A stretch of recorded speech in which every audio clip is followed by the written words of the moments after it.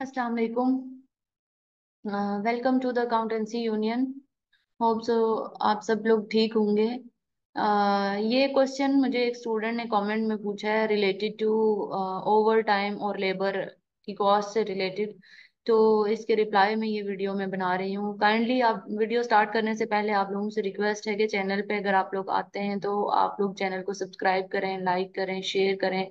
अगर आपको किसी भी टॉपिक में related to MA1, MA2, F2 कोई भी इशू आता है तो आप कमेंट सेक्शन में बताया करें। मैं कमेंट सेक्शन में रिप्लाई करने की कोशिश करूंगी। और F1 की जो वीडियो सीरीज स्टार्ट है वो कंप्लीट होने जा रही है। F1 की सीरीज अभी मैं पूरी अपलोड कर दूंगी, फिर उसके बाद फिर हम लोग किट स्टार्ट करेंगे। तो काइंडली आप लोग चैनल को सब्सक्राइब किया करें। ये क्वेश्चन था, एक स्टूडेंट ने मुझसे कमेंट सेक्शन में क्वेश्चन पूछा था रिलेटेड टू लेबर कॉस्ट। तो इस क्वेश्चन को हम सॉल्व करते हैं। ये क्वेश्चन है हमारा ओवर टाइम से रिलेटेड, ठीक है, लेबर कॉस्ट का ओवर टाइम से रिलेटेड। सबसे पहले हम लोग क्वेश्चन की रिक्वायरमेंट को रीड कर लेते हैं। What will be the charge to production overheads. Question हमें क्या पूछा गया है कि प्रोडक्शन ओवरहेड्स को क्या चार्ज किया जाएगा। तो पहले सबसे यहाँ पे आप क्या लिखेंगे, प्रोडक्शन ओवरहेड्स का फॉर्मूला क्या होता है। प्रोडक्शन ओवरहेड्स के अंदर क्या क्या आता है, indirect material plus indirect labour plus indirect expenses. Overheads वो जो कि सारी की सारी इनडायरेक्ट कॉस्ट होती है। अब यहाँ पे ये क्वेश्चन जो है ये रिलेटेड टू लेबर कॉस्ट है, ठीक है। यहाँ पे लेबर की कॉस्ट से, ये लेबर वाले चैप्टर का क्वेश्चन है, लेबर कॉस्ट। सो मटेरियल यहाँ पे नहीं आएगा, एक्सपेंसेस यहाँ पे नहीं आएंगे, सिर्फ और सिर्फ इनडायरेक्ट लेबर कॉस्ट को हमने चार्ज करना है। तो ये हमने इस पे फोकस रखना है। अब क्वेश्चन को रीड करके सारा डाटा हम यहाँ पे पुट कर लेते हैं सो दैट हमारा ये क्वेश्चन इजी हो जाएगा कि इसको हम सॉल्व कैसे करेंगे। क्वेश्चन देखें, a manufacturer employs two grades of labour. एक मैन्युफैक्चरर है जिसके पास टू ग्रेड्स ऑफ एम्प्लॉयज हैं, दो तरह के ग्रेड के लेबर हैं। मशीनिंग डिपार्टमेंट के अंदर भी और दूसरे डिपार्टमेंट के अंदर। मशीनिंग डिपार्टमेंट के अंदर दो ग्रेड ऑफ एम्प्लॉयज हैं, grade A and grade B. Grade A and grade B मतलब अच्छे ग्रेड के, या आप ये कह सकते हैं कि एक डिफरेंट कैटेगरी के एम्प्लॉयज हैं और डिफरेंट कैटेगरी के एम्प्लॉयज हैं, ए और बी। अब वो कह रहा है कि ग्रेड ए के जितने भी एम्प्लॉयज हैं उनको डायरेक्ट ट्रीट करता है वो डायरेक्ट लेबर, ठीक है। ये आपने डाटा को हाईलाइट करना है, डाटा को अच्छे से समझना है। इनको वो ट्रीट करता है डायरेक्ट लेबर, और ग्रेड बी के जो एम्प्लॉयज हैं उनको वो ट्रीट करता है इनडायरेक्ट लेबर, ठीक है। हमने ये चीज लिखनी है। सबसे पहले अगर आप लोग देखें तो हम यहाँ पे इंफॉर्मेशन अगर लिखे हैं तो इंफॉर्मेशन आपने सारी की सारी यहाँ पे लिख लेनी है। आपके पास एम्प्लॉयज हैं grade A and versus grade B, दो तरह के एम्प्लॉयज हैं, ठीक है।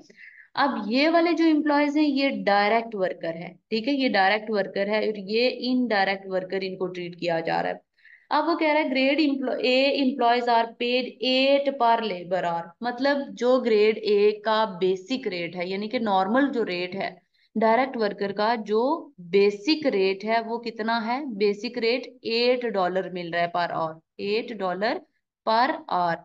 आगे वो कह रहा है बी ग्रेड को कितना मिल रहा है, 6 पर आवर। तो यहाँ पे हम लिख लेंगे कि basic rate is basically 6 per hour. उसका 8 है और इसका 6 पर आवर है, ये मैंने लिख लिया। द बेसिक वर्किंग आवर, जो बेसिक वर्किंग आवर है वो 40 है, यानी कि जो नॉर्मल वर्किंग आवर्स हैं वो 40 हैं। Overtime is paid at time plus 50%। इस चीज को अंडरस्टैंड करने में अक्सर स्टूडेंट मिस्टेक करते हैं और इसी चीज की समझ नहीं आती, तभी क्वेश्चन आपको ट्रिकी लग रहा होता है। वो कह रहा है कि जो ओवर टाइम का रेट है वो आपको बेसिक प्लस 50% मिल रहा है। अगर आप लोग उन लोगों को याद हो तो ओवर टाइम का ये जो ओवर टाइम रेट का फॉर्मूला है वो लास्ट वीडियोस के अंदर आप देखेंगे। Overtime rate, overtime rate is equal to basic rate, basic rate plus overtime premium होता है, ओवर टाइम प्रीमियम। तो इस क्वेश्चन के अंदर बेसिक रेट आपको कितना दिया गया, अगर मैं डायरेक्ट वर्कर की बात करूं तो डायरेक्ट वर्कर का बेसिक रेट दिया गया है 8 प्लस ओवर टाइम कितना बताया 50%। तो आप 8 का 50% करो, 8 मल्टीप्लाई बाय 50% करो, या 8 डिवाइडेड बाय 2 कर लो। आधा हिस्सा हमने उसका लेना है तो वो 4 आ जाएगा, तो ये 4 आ जाएगा। तो ओवर टाइम रेट किसका, डायरेक्ट वर्कर का, अभी सिर्फ डायरेक्ट वर्कर की बात हो रही है, ये 12 हो जाएगा। अगर आप इनडायरेक्ट वर्कर की बात करोगे तो इनडायरेक्ट के लिए क्या हो जाएगा, अगर हम इनडायरेक्ट वर्कर की बात करेंगे तो उसके लिए बेसिक रेट आ जाएगा 6 और 50% आ जाएगा 3, तो 6 + 3 = 9 आ जाएगा। तो ये बेसिकली ओवर टाइम रेट की बात हो रही है। तो यहाँ पे हमने बेसिक रेट लिख लिया 8 और ओवर टाइम प्रीमियम, प्रीमियम इसका आता है 4, इसका मैं लिख दूंगी ओवर टाइम प्रीमियम = 3। ठीक है, ये मैंने रेट्स लिख दिए। अब वो कह रहा है grade A, there are 10 grade A employees, जो ग्रेड ए है उसके अंदर नंबर ऑफ एम्प्लॉयज कितने हैं, नंबर ऑफ वर्कर्स या एम्प्लॉयज, नंबर ऑफ एम्प्लॉयज कितने हैं 10, इसके अंदर कितने हैं number of employees, number of employees कितने हैं इसके 6, उसने यहाँ पे बताया है। अब वो कह रहा है पर्टिकुलर वीक के अंदर, जो वीक है जिसकी सैलरी हम काउंट कर रहे हैं उसके अंदर ए जो एम्प्लॉयज हैं उन्होंने 45 आवर्स काम किया है और जो बी है उन्होंने 43 आवर्स काम किया है। वो कह रहा है कि प्रोडक्शन ओवरहेड हमने चार्ज करना है।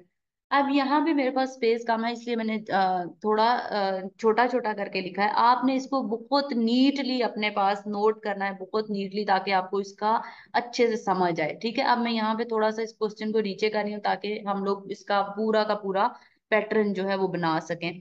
तो यहाँ पे हम लोगों ने क्या करना है, यहाँ पे आपको हमेशा जो डायरेक्ट वर्कर और इनडायरेक्ट वर्कर की कॉस्ट कैलकुलेट करनी है जब भी बात ओवर टाइम की आती है। तो जो बुक के अंदर आपका ओवर टाइम का टेबल है वो ओवर टाइम टेबल आपको कॉन्सेप्चुअली और मेमोराइजेशन भी उसकी होनी चाहिए। अगर ये टेबल आपको आता होगा आपका कोई भी क्वेश्चन गलत नहीं होगा। ओवर टाइम टेबल मैं रिकमेंड करूंगी कि वो आपको ओवर टाइम रेट्स का टेबल जो है वो मस्ट याद होना चाहिए। अच्छा, डायरेक्ट वर्कर की सैलरी मैं यहाँ पे काउंट करूंगी और वर्सेस में यहाँ पे इनडायरेक्ट वर्कर की सैलरी काउंट करूंगी। ठीक है, आप इसको डायरेक्ट वर्कर के साथ लिख सकते हैं अपने अंडरस्टैंडिंग के लिए ग्रेड ए, यहाँ पे आप लिख सकते हैं grade B, grade A and grade B. अच्छा, यहाँ पे हमारे पास आवर्स, डायरेक्ट वर्कर ने कितने घंटे काम किया 45। अब यहाँ पे एक और फॉर्मूला आपका मैंने लास्ट वीडियोस के अंदर बताया हुआ है, ये फॉर्मूला आपको आना चाहिए। यहाँ पे मैं इसको ऐड कर लेती हूँ इस फॉर्मूला को, टोटल आवर्स, इसको आपने समझना है। Total hours = basic hours, basic यानी कि normal working hours, plus overtime hours, overtime hours plus idle hours. ठीक है, प्लस आइडल आवर्स। अब बेसिक आप देखो, वर्कर ए के हम बात करें, बेसिक उसने यहाँ पे क्वेश्चन में क्या बताया था कि बेसिक जितने भी वर्कर्स हैं उन्होंने 40 घंटे काम किया होगा, 40 आवर्स प्लस ओवर टाइम के कितने टोटल, तो इसने ए वर्कर ने टोटल कितने घंटे काम किया 45, तो ओवर टाइम 5 घंटे लगाया होगा। आइडल 0 है तो टोटल इसके बन गए 45, इस तरह 45 बनते हैं। तो मैंने यहाँ पे इसके लिखे 45 आवर्स, इसको मैंने डिवाइड किया बेसिक आवर्स के अंदर। ठीक है, बेसिक आवर्स नॉट रेट।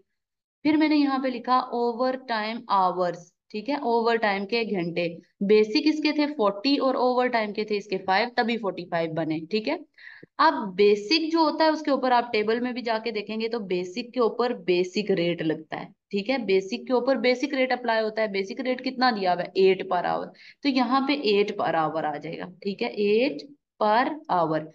जो ओवर टाइम आवर्स होते हैं आप टेबल में जाके देखेंगे, टेबल को अपने सामने रखें ये क्वेश्चन सॉल्व करते हुए, तो टेबल में जाके आप देखेंगे कि जो ओवर टाइम के आवर्स हैं वो 5 हैं, लेकिन 5 ओवर टाइम के आवर्स पे आपको मिलता है बेसिक रेट भी, ये बी मैंने शॉर्टकट लिखा है, बेसिक रेट है ये, और इसके ऊपर आपको मिलेगा ओवर टाइम प्रीमियम भी। तो बेसिक रेट कितना है 8, ओवर टाइम प्रीमियम आपका था 4, 50% ये ऊपर हमने वर्किंग की थी इसकी 4। इसी तरह इनडायरेक्ट वर्कर का भी हम देखें अगर, तो टोटल आवर्स इसने कितने काम किया है यहाँ पे आपको ये इन्फॉर्मेशन दी गई है, इसने दिए काम किया है 43 आवर्स। अगर आप, ये तो डायरेक्ट वर्कर का था, अगर आप इनडायरेक्ट वर्कर का करोगे तो टोटल इसने किए हैं 43, बेसिक इसके भी 40 है, बेसिक के लिए तो दोनों के लिए इन्फॉर्मेशन 40 की मिली हुई है, +3 और आइडल 0, कोई घंटा जाया नहीं हुआ, अगर होता तो वो भी हम चार्ज करते और उस पे जो भी कॉस्ट होती नॉर्मल रेट पे होती और वो इनडायरेक्ट लेबर कॉस्ट में जाता। अच्छा, 43 है, 43 को हमने डिवाइड करना है बेसिक आवर्स, जैसे हमने इधर लिखा हुआ है बेसिक आवर्स और ओवर टाइम के आवर्स, रेट की बात नहीं हो रही है अभी, आवर्स की बात हो रही है। बेसिक आवर्स इसके हैं 40, ओवर टाइम के हैं 3। 40 के ऊपर आपको मिलेगा बेसिक रेट, बेसिक रेट, और इधर आपको मिलेगा बेसिक रेट भी, basic rate plus overtime premium. ठीक है, ओवर टाइम प्रीमियम। अब बेसिक रेट इसका कितना था, इसका बेसिक रेट था 6, बेसिक रेट 6 और ओवर टाइम प्रीमियम 50% 3। अब ये हमारे पास एक चार्ट बन गया है। इस चार्ट को आपने अपने पास नीटली नोट करना है। मेरे पास यहाँ पे स्पेस कम है क्योंकि मैंने क्वेश्चन भी कॉपी किया हुआ है। नीटली आपने ये सारी इंफॉर्मेशन बनानी है, तब जाके आपको क्वेश्चन की समझ आएगी। अब हम लोग जो ओवर टाइम के टेबल में नीचे लिखते होते हैं कि कौन सी डायरेक्ट कॉस्ट है, कौन सी इनडायरेक्ट कॉस्ट है, उसको हमने प्लेस करना है। ठीक है, कौन सी वाली डायरेक्ट कॉस्ट है और कौन सी वाली इनडायरेक्ट कॉस्ट है, उसको हम प्लेस करेंगे। अब यहाँ पे आप देखो, जो डायरेक्ट वर्कर है, डायरेक्ट वर्कर की जो बेसिक सैलरी होती है दैट इज ट्रेसेबल, जो कि to the identify one unit of the product, और इसको हम लिखते होते हैं, इसको हम डायरेक्ट लेबर कॉस्ट लिखते होते हैं। यहाँ पे मैंने लिख दिया डायरेक्ट लेबर कॉस्ट। जो ओवर टाइम होता है, ओवर टाइम वाले आपको टेबल को सामने रखना है। टेबल को भी देखें तो उसके अंदर भी बेसिक रेट आपका आ जाता है डायरेक्ट लेबर कॉस्ट के अंदर। जो इसका ओवर टाइम प्रीमियम होता है डायरेक्ट वर्कर का, ये देखें मैं अभी डायरेक्ट वर्कर की बात कर रही हूँ, अभी हम इस साइड पे नहीं आए। ये प्रीमियम कभी भी ट्रेसेबल नहीं होता, इसको कहते हैं इनडायरेक्ट लेबर कॉस्ट। जो होता है इनडायरेक्ट वर्कर यानी कि सुपरवाइजर या मैनेजर जो होते हैं, उनकी कॉस्ट कभी भी ट्रेसेबल नहीं होती। हम कभी भी एक यूनिट पे नहीं देख सकते कि उन्होंने कितना टाइम लगाया या वॉट एवर। आइडेंटिफाई डायरेक्टली नहीं होता, इनडायरेक्टली होता है। तो ये जो बेसिक रेट वाला हिस्सा है ये चला जाता है इनडायरेक्ट लेबर कॉस्ट। इसी तरह आप लोग टेबल में भी जाके देखें तो ओवर टाइम टेबल में बेसिक और ओवर टाइम प्रीमियम दोनों इनडायरेक्ट लेबर कॉस्ट होता है, अनटिल अनलेस वो आपका स्पेसिफिक रीजन ना हो। यहाँ पे कोई रीजन स्पेशल नहीं थी, अगर स्पेशल रीजन होती तो ये शायद इसका जो बेसिक और ओवर टाइम होता वो किधर चला जाता, डायरेक्ट लेबर कॉस्ट में। अब हमने इन सब की कॉस्ट इकट्ठी करनी है, लेकिन कॉस्ट इकट्ठी करने से पहले आपको ये चीज याद होनी चाहिए, ग्रेड ए के अंदर एक बंदा नहीं है, आपने टोटल 10 लोगों की सैलरी ग्रेड ए की बनानी है। और ग्रेड बी के अंदर 6 लोग हैं तो 6 लोगों की सैलरी बनानी है टोटल। आपने देखो उसने क्या लिखा है, कितने पूरे हफ्ते के अंदर ओवरहेड लगे। तो ओवरहेड सिर्फ एक बंदे के तो नहीं आप निकालोगे, आप 10 लोगों के निकालोगे। तो ओवरहेड कौन से होते हैं, ऊपर मैंने फॉर्मूला क्या लिखा था कि overheads is equal to indirect labour, indirect material, indirect expense हमने लिखा था। तो इन दोनों को छोड़ के हमें सिर्फ ये चाहिए। तो इनडायरेक्ट लेबर कहाँ कहाँ पे लिखा हुआ है, एक तो इसके ये वाले 5 घंटे, ये वाले 5 घंटे आ जाएंगे इनडायरेक्ट लेबर कॉस्ट के अंदर। फिर ये वाला आ जाएगा, ये वाला पूरा पोर्शन आ जाएगा। तो हम इसको मल्टीप्लाई करके टोटल सम कर लेते हैं। यहाँ पे मैं अब वर्किंग बना रही हूँ कि टोटल हमारी इनडायरेक्ट लेबर कॉस्ट की क्या ऑप्शन बनती है। डायरेक्ट को हम छोड़ देंगे, इनडायरेक्ट लेबर कॉस्ट ये भी छोड़ देंगे क्योंकि ओवरहेड्स की बात हो रही है, तो 5 आवर्स। लेकिन एम्प्लॉयज कितने हैं ग्रेड ए के, पहले मैं ग्रेड ए के लिख रही हूँ। ग्रेड ए के 10 एम्प्लॉयज हैं, इसका मतलब 10 लोगों की सैलरी। ग्रेड ए के कितने हैं, 5 आवर्स, और 5 आवर्स पे ओवर टाइम प्रीमियम सिर्फ हमें चाहिए। इसी तरह हमें ग्रेड बी के करने हैं। ग्रेड बी की इनडायरेक्ट लेबर कॉस्ट, पहली बात ये 40 वाला भी आ जाएगा। एम्प्लॉयज कितने हैं, 6, 6 नंबर ऑफ एम्प्लॉयज हैं, 6 multiply by 40 multiply by basic rate कितना है 6। ये 6 नंबर ऑफ एम्प्लॉयज हैं, 6 लोगों की सैलरी हमने काउंट करनी है, और 40 उन्होंने बेसिक घंटे काम किया है और बेसिक रेट उनका है 6। इसी तरह ये वाला ओवर टाइम वाला हिस्सा भी आ जाएगा। तो ओवर टाइम हिस्से में भी 6 लोग हैं और मल्टीप्लाई बाय एक तो बेसिक रेट आ जाएगा, 6 इंटू 6 इंटू 3, सॉरी 6 इंटू 3 आएगा। पहले घंटे कितने हैं, 3 घंटे, और रेट क्या है बेसिक वाला, 3। इसी तरह ओवर टाइम प्रीमियम वाला हिस्सा भी आ जाएगा। तो लोग कितने हैं, 6, 6 मल्टीप्लाई बाय घंटे कितने हैं, 3, और आपका ओवर टाइम प्रीमियम का रेट कितना है, 3। ओवर टाइम प्रीमियम का रेट कितना है, 3। ये सब कुछ आप प्लस करके इनडायरेक्ट लेबर कॉस्ट टोटल आप आंसर निकाल लोगे। अगर मैं 10 को 5 से मल्टीप्लाई करूं और उसको 4 से मल्टीप्लाई करूं तो ये आ जाएगा 200। ठीक हो गया। इसी तरह अगर मैं 6 को 40 से और 40 को 6 से मल्टीप्लाई करूंगी तो ये आ जाएगा 1440। इसी तरह 6 को 3 से मल्टीप्लाई करें और 3 फिर जो आंसर आएगा उसको 3 से मल्टीप्लाई करें तो ये आ जाएगा आपका आंसर 108। 6 इंटू 3 आप करेंगे तो ये आ जाएगा 54। तो आप इस सारे को सम करेंगे तो आपका आंसर आएगा 1802, जो कि इनडायरेक्ट लेबर कॉस्ट यानी कि आपके ओवरहेड्स ऑफ द वीक आ जाएंगे। ओवरहेड्स ऑफ द वीक यानी कि इस क्वेश्चन का आंसर डेल्टा होना चाहिए 1802। लेकिन ये सारी वर्किंग पहले आप बनाओगे तब आपको समझ आएगी कि ग्रेड ए के। अब अक्सर स्टूडेंट क्या करते हैं, वो ये सारी वर्किंग बना लेते हैं, ये सारी वर्किंग वो बना लेंगे, बट होगा क्या, उनको ये याद नहीं रहती कि एम्प्लॉयज कितने थे। Number of employees grade A के 10 है और number of employees grade B के 6 हैं, यानी कि हमें सारे लोगों की सैलरी बनानी है। टोटल ओवरहेड उसने मेंशन नहीं किया कि आप एक बंदे की निकालोगे या दो बंदे की, उसने सब लोगों की ओवरहेड्स, टोटल ओवरऑल ओवरहेड्स पूछे, तो हमें ये सारा प्रोसेस करना पड़ेगा। होप सो जिस स्टूडेंट ने क्वेश्चन किया था उनको क्लियर हो गया होगा। स्टिल अगर आपको कोई इशू आता है तो यू कैन कॉमेंट, आपको मैं दोबारा से भी गाइड कर दूंगी। अगर आपको लगता है कि किसी जगह पे प्रॉब्लम आ रही है, नीट करके बताना है, तब भी मैं आपको गाइड कर लूंगी।